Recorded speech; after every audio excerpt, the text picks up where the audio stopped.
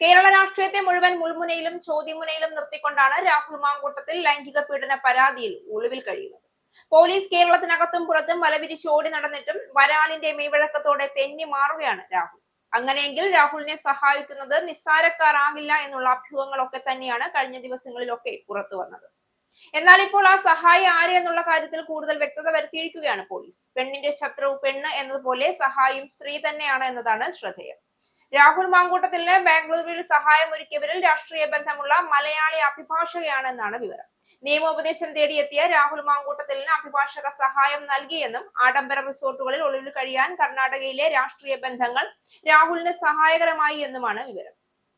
ഇവിടേക്ക് ബുധനാഴ്ച വൈകിട്ട് പോലീസ് എത്തിയെങ്കിലും 2 മണിക്കൂർ മുൻപ് രാഹുൽ മുങ്ങി. രാഹുലിന് സഹായമൊരുക്കുന്നതിൽ കർണാടകയിൽ നിന്നുള്ള കോൺഗ്രസ് നേതാക്കളാണെന്ന് നേരത്തെ തന്നെ അഭ്യൂഹം പരന്നിരുന്നു. രാഹുലിന് വാഹനം എത്തിച്ചു നൽകുന്നതും യാത്രയ്ക്കുള്ള വഴികൾ കണ്ടെത്തുന്നതും ബാംഗ്ലൂരുവിലെ കോൺഗ്രസ് ബന്ധമുള്ള റിയൽ എസ്റ്റേറ്റ് വ്യവസായികളായ ചിലരാണെന്നാണ് പോലീസിന് ലഭിക്കുന്ന വിവരം. രാഹുൽ കർണാടക തമിഴ്നാട് അതിർത്തിയായ ബാംഗ്ലൂരിൽ നിന്ന് ബാംഗ്ലൂരിലേക്ക് പോയതായി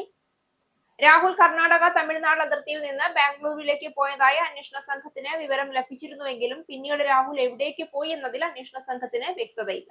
അന്വേഷണ സംഘം ബാംഗ്ലൂരിൽ തുടരുന്നുണ്ട്.